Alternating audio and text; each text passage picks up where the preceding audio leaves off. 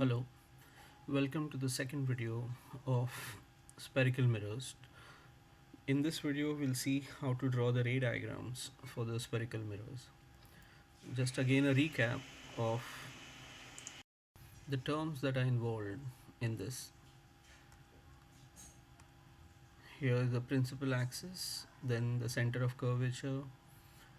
From the center of curvature to this point, which is pole, this is the radius of curvature. Exactly half of the radius of curvature is the focal length.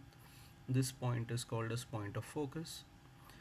And if this side of this mirror is shaded, and if the ray is approaching from here, the ray gets reflected on this side, and this mirror is called as a concave mirror. And if the shading is on the inside,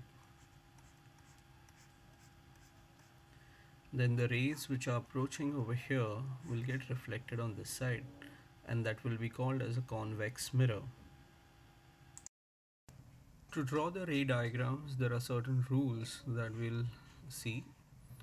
Rule number one is when a ray of light is traveling parallel to the principal axis, as you can see, this is the incident ray which is parallel to the principal axis. After reflection, this ray passes through the focus. So every time a ray is traveling parallel to the principal axis, that ray will always pass through the focus. So this is the first rule. Now let's see rule number two. When a ray of light is passing through the focus and hitting the mirror, this ray of light will, after reflection, pass parallel to the principal axis. So this can be seen as opposite to what was happening in the first diagram. So here is a ray passing through the focus and on reflection going parallel to the principal axis. Now we will see the third rule. In the third rule, if a ray of light is passing through the center of curvature and hitting the mirror, this ray of light will trace its position backwards. Now, over here, we'll have to extend this mirror slightly so that this ray could incident. So if you take any other ray which is passing through the center of curvature and hitting the mirror, that ray will reflect back in the same path. That is rule number 3. So with this, we'll draw a first diagram. So this is diagram number 1. And in this diagram, we will consider rays which are coming from infinity.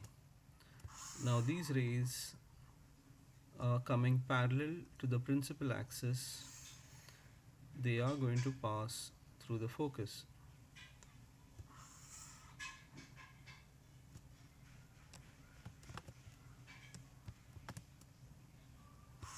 The ray traveling parallel to the principal axis after reflection will pass through the focus.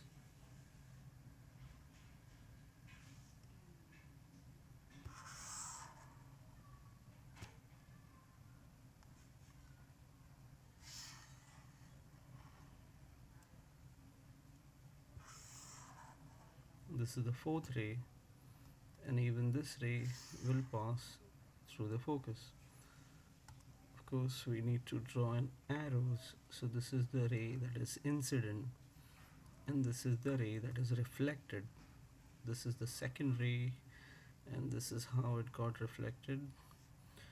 If the ray is traveling along the center of curvature, it goes back in the same direction.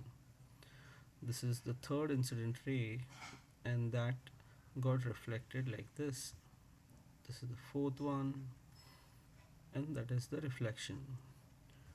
So here we have the object which was at infinity and the image is formed at focus. The image is highly diminished. It is real and inverted. So this is how we can explain the formation of this image and all the characteristics related to the image. Now let us see the formation of the second image. Over here we'll place the object beyond C. So I have placed this object beyond the center of curvature and we'll see the formation of the image. So this is an object.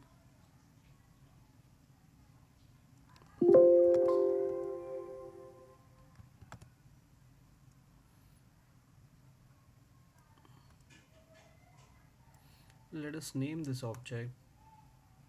This is point A and this is point B.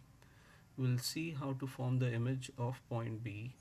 For that, we'll use rule number 1. We take a ray starting from the tip of the arrow and going towards the mirror. You can see that this ray is traveling towards the mirror parallel to the principal axis. So after reflection, this ray has to go passing through the focus. One ray is not sufficient to form an image. So we take the second ray. This time we pass the ray through the focus. Now this ray that is passing through the focus, we know from rule number 2, will pass parallel to the principal axis.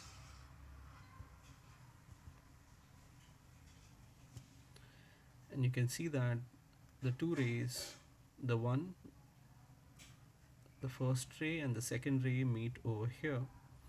So this will be where the image of B will be formed. And likewise for the whole object.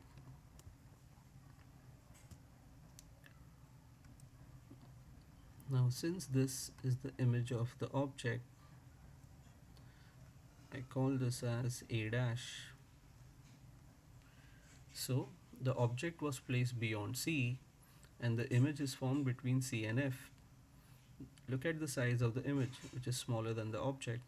And since it is formed by actual meeting of rays, it is still a real image and it is an inverted image. So these are the characteristic of the image. We'll see the formation of the other images in the next video. Thank you.